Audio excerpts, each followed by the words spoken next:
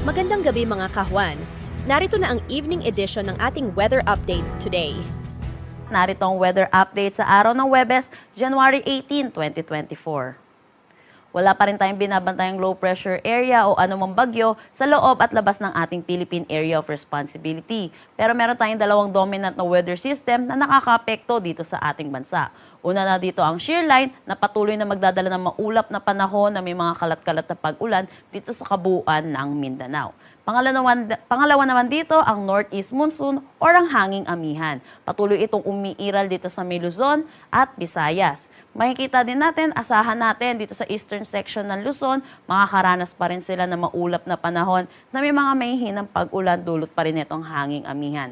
Para naman sa nalalabing bahagi ng Luzon at kabuuan ng Visayas, asahan natin na makakaranas tayo ng bahagya hanggang sa maulap na papawirin na may mga pulupulong mahihinang pag-ulan. Para naman sa magiging panahon natin ng ating bansa bukas, ay asahan natin yung eastern sections pa rin. Dito sa Cagayan at Aurora, ay asahan natin makakaranas pa rin sila ng maulap na panahon na may mga mahihinang pag-ulan. Para naman sa nalalabing bahagi, ay asahan natin ang bahagya hanggang sa maulap na papawirin na may mga pulupulong mahihinang pag-ulan, dulot pa rin ng northeast monsoon or ng hanging amihan. Ang temperatura dito sa Metro Manila ay maglalaro between 21 to 30 degrees Celsius. Para dito sa Lawag, 20 to 31, Tugigaraw, 21 to 29 degrees Celsius. Dito sa Baguio, asahan natin ng 13 to 22 degrees Celsius, Tagaytay, 20 to 29, at Legazpi, 24 to 31 degrees Celsius. Para naman sa magiging panahon natin sa Visayas at Mindanao, asahan natin yung eastern section ng Mindanao, maapektuhan pa rin sila ng shear line, kaya asahan natin pa rin ang maulap na panahon na may mga kalat-kalat na pag-ulan. Para naman dito sa nalalabing bahagi ng Visayas, ay malaking bahagi ng Visayas, asahan pa rin natin ang pagbugso ng northeast monsoon, kaya asahan pa rin natin ang bahagya hanggang sa maulap na papawirin na may mga pulupulong mahihinang pag-ulan.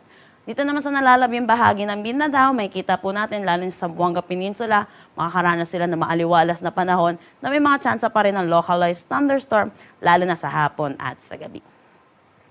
Ang temperatura dito sa Iloilo ay between 25 to 31 degrees Celsius, Cebu 25 to 31, Tacloban 24 to 30 degrees Celsius. Para dito sa Calayan Islands at Puerto Princesa, asahan natin ang agwat ng temperatura na 25 to 31 degrees Celsius. For Cagayan de Oro, 25 to 30, Zamboanga, 24 to 33 degrees Celsius. Dito naman sa Davao, 24 to 30 degrees Celsius.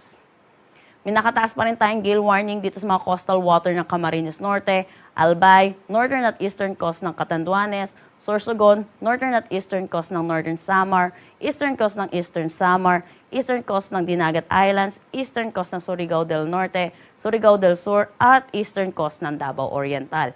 Asahan po natin ang wave height na 2.8 to 4.5 meters. Kaya pinapaalalahanan po natin ang mga kababayan natin ang mangingisda at may mga sasakyang maliit pandagat na delikado po pumalaot sa mga nasabing coastal waters. Ang sunset mamaya ay 5:48 p.m. at ang sunrise bukas ay 6:25 a.m.